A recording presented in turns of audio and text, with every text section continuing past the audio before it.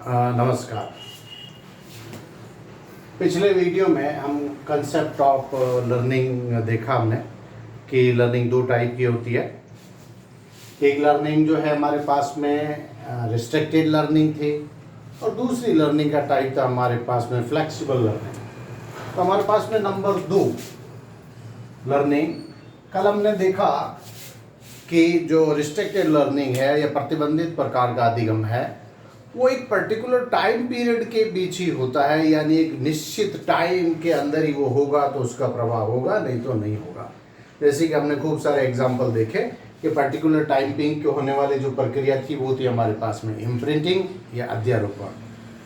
अब हमारे पास में नेक्स्ट टाइप की जो लर्निंग है that is flexible learning. Flexible learning का मतलब है ये जंतु के अंदर एक्वायर्ड बिहेवियर में लर्निंग, क्योंकि वो जन्म के बाद सीखता है, धीरे धीरे सीखता है, तो ये फ्लेक्सिबल है, यानी जीवन के शुरू से लेकर अंत तक ये प्रक्रियाएं चलती रहेगी। इसलिए इस प्रकार की लर्निंग को हम कहेंगे फ्लेक्सिबल लर्निंग। अब फ्लेक्सिबल लर्निंग में हमारे पास में अलग अलग पॉइंट है। हमारे पास में सबसे पहला लर्निंग है फ्लेक्सिबल लर्निंग में, वो है हैबिचुएशंस या स्वाभिकरण। ये लर्निंग का एक विशेष प्रकार का तरीका है। हम जानते हैं कि सबसे पहले किसी भी जंतु को यदि किसी प्रकार का स्टिमुलस देते हैं, हमने सबसे पहले इथोलॉजी में भी यही कहा था कि यदि किसी जंतु को कोई स्टिमुलस दिया जाता है या उद्दीपन दिया जाता है तो उसके प्रति वो रिस्पॉन्स करेगा, यानी प्रतिक्रिया देगा।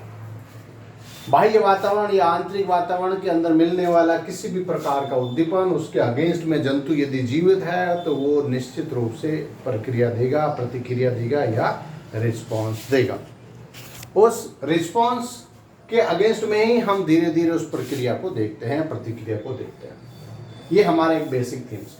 हम वापस आए हैबिचुएशंस की तरफ। फ्लेक्सिबल लर्निंग का पार्ट है हैबिचुएशंस, स्वाभिकरण।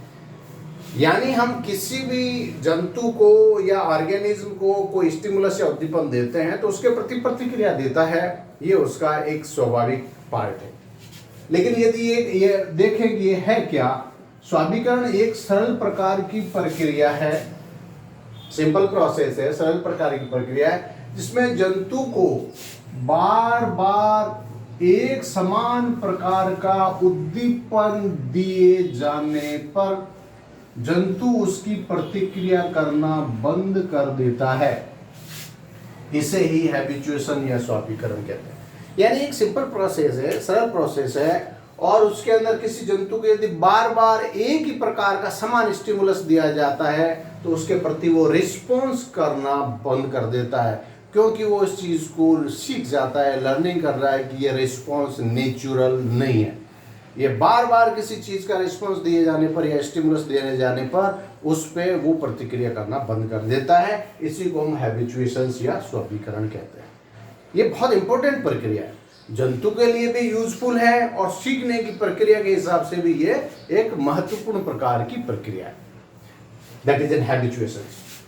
हैबिचुएशंस के बहुत सारे एग्जाम्पल्स हमारे डेली लाइफ में भी हैं। अनेक प्रकार के साइंटिफिक लोगों ने भी उसको काम किया और उस पर एक एक एक्सपेरिमेंट देखते हैं किस प्रकार के हैबिचुएशंस की प्रक्रिया डेली लाइफ के अंदर देखी जाती है, किस प्रकार से होता है।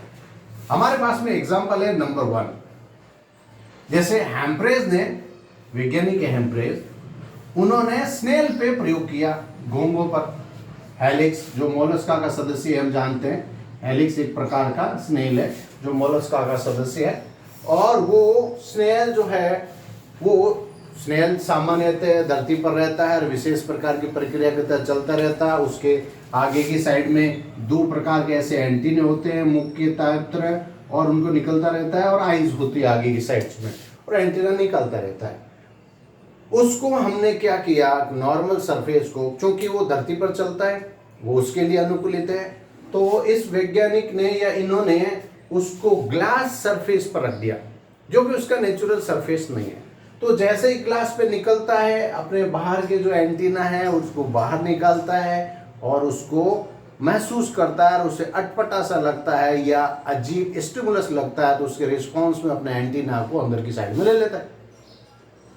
लेकिन जो कि ग्लास सरफेस पे रखा हुआ एनिमल्स है तो फिर बाहर निकलेगा, फिर अपने एंटीना निकालेगा और वही वापस ग्लास सरफेस उसको वहां मिलता है और फिर वापस अपने एंटीना ले लेता है। लेकिन चूंकि वो बार बार एंटीना निकालता है, फिर ऐसी प्रक्रिया करता है, फिर ले लेता है, लेकिन कुछ समय बाद में चूंकि उसे ये पता चल चुका होता है कि ये सरफेस एक तरह से हमेशा यहीं रहेगी और धीरे धीरे उस ग्लास सरफेस पर वो चलना या उसकी ट्रैवलिंग सीख जाता है, यानी उसके प्रति रिस्पॉन्स देना बंद कर देता है। हमने यही कहा था ऐसा उद्दीपन जो बार बार दिए जाने पर इसकी प्रतिक्रिया करना बंद कर देता है, इसे ही हम हैबिचुएशंस या स्वाभिकरण करें। यहाँ पर भी चूंकि उसके प्रकार के ग्लास की सरफेस या ग्लास की सतह उसके लिए स्टिमुलस है या उद्दीपन है, उसके अगेंस्ट में वो बार बार रिस्पॉन्स कर रहा था, प्रतिक्रिया दे रहा था। लेकिन अब चूंकि उसके पता चल गया कि सरफेस ग्लास की है, मुझे यहीं रहना है, तो उस ग्लास की सरफेस के लिए वो इस प्रकार का रिस्पॉन्स करना बंद कर देता है और वो हैबिचुएट हो जाता है या स्वाभिकरण हो जाता है। ये एक एग्जाम्पल है। दूसरा एग्जाम्पल है क्लार्क, वैज्ञानिक ने निरीज पर प्रयोग किए। निरीज जो कि एनिलिडा का सदस्य है और पोलिकीटा का सदस्य है, वो चूंकि नेचुरल वे में एक मिट्टी के घर बनाकर रहता है या मिट्टी में सुरंग बनाकर रहता है निरीज, और वो निरीज जो है उसके अंदर ही रहता है और उसके लिए वेल अडेप्टेड। लेकिन निरीज को निकाल के उसको कांच की एक एक्वेरियम के अंदर या कांच का एक प्रोडक्ट है उसके अंदर उसको बंद कर दिया निरीज को। ये एनिमल है, इसको हमने यहाँ पर इस प्रकार से कर दिया बंद। तो कांच की सरफेस, चूंकि वो हमेशा किस पे रहता है, मिट्टी की सरफेस पे रहता है, एक्वेरियम में हमने डाल दिया और कांच की अलग अलग से हमने ट्यूब बना दी जिसके अंदर उसको बंद कर दिया, जो उसकी नेचुरल सरफेस नहीं है।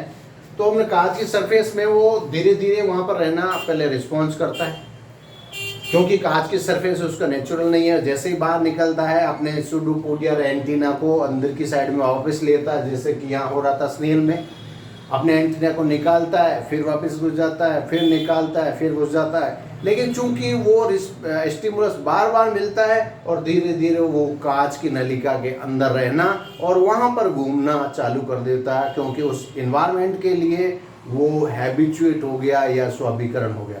यानी पर्टिकुलर किसी स्टिमुलस को दिए जाने पर बार बार की प्रतिक्रिया देना वो बंद कर देता है। इसे हम स्वाभिकरण या हैबिचुएशंस कहते हैं। एक एग्जांपल है हमारे पास में next, that is a spider या मकड़ी, नेट एक्सप्रेस। अब मकड़ी जो है वो इस प्रकार का जाला बनाया हुआ रखती है और इस प्रकार से वो कहीं टंगा हुआ रहता है जाला, और मकड़ी हमेशा उसके अंदर की साइड में सेंट्रल में रहेगी। मकड़ी को यदि देखा जाए तो जाल बनाया हुआ होता है, कहीं से लटका हुआ होता है और हमेशा बीच में सेंटर में रहेगी। जैसे ही कोई मच्छर या छोटा एनिमल्स वहां पर किसी प्रकार मान लीजिए टकराया तो यहाँ वाइब्रेशन आता है उसके पास में और उस वाइब्रेशंस को लेती हुई वो वहां तक चली जाती है। या कोई जंतु यहाँ टकराया और उलझ गया तो यहाँ से वाइब्रेशन पैदा होता है, वो पता करती है कहाँ से आ रहा है और वो वहां चली जाती है और उस शिकार को खा लेती है। ये नेचुरल प्रोसेस है। लेकिन स्पाइडर को यदि ये जाल है, हमने कोई एक पतली तिनके की सहायता से हमने स्टिमुलस दिया, यहाँ पे हमने उसको झटक दे दिया तो वो झटका महसूस करती है, वहां पर आती है, लेकिन वहां पर उसको किसी प्रकार का कोई भोज्य पदार्थ नहीं मिलता तो वापस अपने सेंट्रल पार्ट में जाकर बैठ जाती है। फिर उस पर्टिकुलर पार्ट को हमने फिर यहाँ पर एक स्टिमुलस दिया और फिर वो आती है और यहाँ से फिर वापस चली जाती है। लेकिन बार बार यदि हम स्टिमुलस दें तो कुछ समय बाद में वो मकड़ी वहां पर उस स्टिमुलस के प्रति किसी प्रकार का कोई रिस्पॉन्स नहीं देती है, वो सेंटर में ही बैठी रहती है, क्यों उसे पता है कि ये उद्दीपन जो दिया जा रहा है वो कोई फॉल्स उद्दीपन है, हमेशा की तरह मिलने वाला किसी प्रकार का उद्दीपन नहीं है। तो वो उस पर्टिकुलर स्टिमुलस के प्रति, उद्दीपन के प्रति हैबिचुएट हो गई या स्वाभिकरण हो गया। That is N net spider. अब हमने एक एग्जांपल देखते हैं, तालाब के अंदर मछली होती है और मछली जैसे ही पानी के अंदर निकलती है, ऊपर से कोई पत्तियों की परछाई या आदमी की परछाई जैसे आती है तो मछली अपने एक पर्टिकुलर स्थान पर चली जाती है और बाहर नहीं निकलती, क्योंकि वो छाया या उसके हलचल एक प्रकार का स्टिमुलस है या उद्दीपन है। जो उसके प्रति वो रिस्पॉन्स कर रही है। लेकिन वहां पर यदि ऐसा हो रहा है कि वहां पत्तियां हिल रही है, छाया प्रतिक्रिया हो रही है, बार बार उद्दीपन मिल रहा है, तो मछली बार बार निकलती है, फिर अंदर चली जाती है, फिर निकलती चली जाती है। लेकिन बार बार एक ही जैसा स्टिमुलस मिलने के कारण धीरे धीरे मछली जो है उस प्रकार के स्टिमुलस के प्रति कोई प्रकार की प्रतिक्रिया नहीं देती है। और वहाँ पर कितनी भी प्रकार की हलचल हो, कितनी प्रकार के वहाँ प्रतिबिंब मिल रहा हो, कितनी प्रकार की छाया मिल रही हो, मछली धीरे धीरे से अपना कार्य करना शुरू कर देती है। ये भी एक प्रकार का हैबिचुएशन या स्वाभिकरण की प्रक्रिया होगी। नेक्स्ट एग्जाम्पल हम डेली लाइफ के अंदर देखते हैं कि हैबिचुएशन की प्रक्रिया हमारे डेली लाइफ में भी हमें बहुत आसानी से मिलती है। जैसे एक एग्जाम्पल है मानव व शिशु और उसकी माता, बहुत इंपॉर्टेंट एग्जाम्पल है। मानव, शिशु, उसकी माता। बच्चा चूंकि कुछ तो इनेट बिहेवियर लेके आता है, कुछ वो एक्वायर्ड बिहेवियर करता है या लर्निंग शो करता है। उसमें से हम ये देखते हैं कि जब माता उसको दूध पिलाने के लिए नहीं आती है, उसे भूख लगती है, तो उसका वो कुछ स्टिमुलस देता है या रोना शुरू करता है। रोने के बाद में उसकी जो मदर है वो तुरंत आ जाती है और उसको दूध पिला देती है। लेकिन बार बार क्या होता है, ये बच्चा इस चीज को सीख जाता है। बच्चा इस चीज को सीख जाता है कि मेरे रोने से वो आएगी। अब उसको जरूर नहीं कि भूखा हो या नहीं हो, और रोना शुरू कर देता है। रोने से उसकी मदर रिस्पॉन्स करती है। लेकिन हम कह रहे हैं कि बार बार कोई भी स्टिमुलस दिए जाने के बाद बार बार रिपीट होता है, तो उसके प्रति प्रतिक्रिया अप्रभावशील हो जाएगी या उसके प्रति प्रतिक्रिया नहीं देगा। अब बच्चा क्या होता है कि हम अमूमन तौर पे देखते हैं कि इनिशियल स्टेज पे जब बच्चा रोता है तो मदर बहुत जल्दी उसको पिकअप कर लेती है, उसको गोदी में ले लेती है। लेकिन बच्चा ये प्रक्रिया सीख जाता है तो माँ भी ये प्रक्रिया सीख जाती है। और बच्चा यदि रोता भी है तो मदर उसका उतना रिस्पॉन्स नहीं करते जितना ये पहले रिस्पॉन्स करते थे, क्योंकि वो उसके प्रति हैबिचुएट हो गई, स्वाभिकरण हो गई। उसे पता है कि ये रोना कोई, क्योंकि स्टिमुलस जब पहली बार दिया जाता है तो उसका प्रभाव बहुत अलग टाइप से होता है। लेकिन बार बार यदि हम स्टिमुलस से प्रतिक्रिया देवें या उद्दीपन देवें तो उसके प्रति प्रतिक्रिया धीरे धीरे क्या हो जाती है, बंद हो जाती है। ये एक प्रकार का सिंपल हैबिचुएशन जो हमारे डेली लाइफ के अंदर देखा जाता है। डेली लाइफ में खूब सारे हैबिचुएशंस के एग्जांपल है। उसमें से एक है, जैसे मान लीजिए कोई एक शराबी व्यक्ति है और गुटखा खाता है। मान लीजिए कोई एक लेडीज है जिसका हस्बैंड गुटखा खाता है, दूसरी जो लेडीज है उसका हस्बैंड गुटखा नहीं खाता है या शराब नहीं पीता है। तो गुटखा और शराब नहीं पीने वाले की जो पत्नी है वो दूसरी पत्नी को कहेगी, यार ऐसे आदमी को तुम कैसे इनके साथ रह जाती हो, इसमें से बदबू आती है, गुटखा खाता है या पीक थूकता है और मेरे से तो नहीं रहा जाता या मेरे से ऐसा सहन नहीं होता। लेकिन जो लेडीज उसके साथ में रह रही है उसको भी इनिशियली स्टेज पे, क्योंकि स्टिमुलस है एक प्रकार का, शराब की बदबू आना या गुटखा या पीक का देखना, ये स्टिमुलस उसके प्रति प्रतिक्रिया देती है या देती होगी। और लेकिन कुछ समय बाद में चूंकि वही स्टिमुलस बार बार मिलता है तो उस पर कोई विशेष प्रकार का प्रभाव नहीं होता और वो जो भी प्रक्रिया है वो उसके प्रति ज़्यादा रिस्पॉन्स नहीं करती है और वो उस प्रक्रिया के प्रति क्या हो जाती है, हैबिचुएट हो जाती है। या वही शराब है प्लस कोई व्यक्ति ऐसा है जो कि बीड़ी पीता है तो उसके मुंह से बड़ी दुर्गंध आती है, तो दूसरे वाले जो भी महिला या जो भी पुरुष है वो ये कहते हैं यार इसके साथ रहना तो बड़ा मुश्किल होता होगा। लेकिन चूंकि हैबिचुएशंस की प्रक्रिया के अंदर वो धीरे धीरे इस प्रक्रिया को सीख जाते हैं और इस स्टिमुलस के प्रति किसी प्रकार का कोई रिस्पॉन्स नहीं देते। ये एक प्रकार का हैबिचुएशंस या स्वाभिकरण है। डेली लाइफ में खूब सारे एग्जाम्पल हैं जो हमारे पास में हैबिचुएशंस के एग्जाम्पल हैं। जैसे मान लीजिए ट्रेन प्लस रेजिडेंस, यानी कहीं कहीं पर ट्रेन के ट्रैक के पास मकान बनाए हुए। मान लीजिए ये ट्रेन का ट्रैक है और यहीं पर मकान बना हुआ है किसी का। अब ट्रेन आती है उसकी आवाज़ होती है गड़गड़ गड़गड़ गड़गड़, काफ़ी मोटी आवाज़ होगी या अलग टाइप की आवाज़ आती है, हॉर्न देता है, सीटी देता है। लेकिन हम किसी के यहाँ पर जाते हैं तो वहाँ पर रहते हैं और हम जाके पहले ही सवाल यही करते हैं कि यार तुम कैसे रहते होंगे यार, यहाँ तो बड़ी अजीब है, ना नींद आती है ना कुछ और होता है। लेकिन वो जो लोग यहाँ पर रह रहे हैं ट्रेन के पास में, वहाँ पर ये स्टिमुलस उनको बार बार मिल रहा है, प्रति बार मिल रहा है, हर आधे घंटे 15 मिनट बाद मिल रहा है। तो वो स्टिमुलस उन व्यक्तियों के लिए किसी प्रकार की कोई प्रतिक्रिया शो नहीं करता। लेकिन चूंकि हम नए जाते हैं, हमको नया स्टिमुलस मिलता है और हम उसके प्रति प्रतिक्रिया देते हैं वो जो लोग पहले से इस स्टिमुलस को बार बार ले रहे हैं उनके प्रति किसी प्रकार का कोई स्टिमुलस के प्रति प्रतिक्रिया नहीं देगी, क्योंकि वो वहाँ पर विशेष प्रकार से स्टिमुलस के प्रति या उद्दीपन के प्रति हैबिचुएट हो गए या स्वाभिकरण हो गए। आसानी से आराम से ट्रेन निकलिए, कितनी गड़गड़ाहट करो, लेकिन वो आसानी से सो जाते हैं, कोई दिक्कत नहीं होती, उनको किसी प्रकार की कोई परेशानी नहीं होती। Train and residence.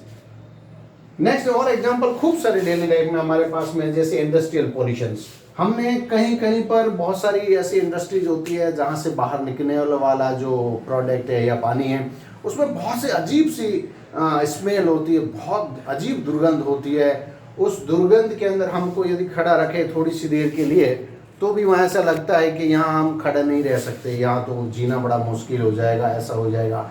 या स्लम एरिया के अंदर जो गंदी बस्ती है वहाँ पे यदि हम जाते हैं तो वहाँ पर हमको लगता है पॉल्यूशन है, कोई बदबू आ रही है या गटर की बदबू है या जो भी है, तो हमें लगता है कि हम सहन नहीं कर पाएंगे और वहाँ से हम जाने की कोशिश करते हैं। लेकिन चूंकि वो जो रेजिडेंशियल है जो वहाँ पर रह रहा है उसके लिए प्रति धीरे धीरे पहले तो वो रिस्पॉन्स करता है उसके प्रति, लेकिन यदि हम भी वहाँ पर जाके परमानेंट रहना शुरू कर दें तो हमारे साथ भी ऐसा ही होगा।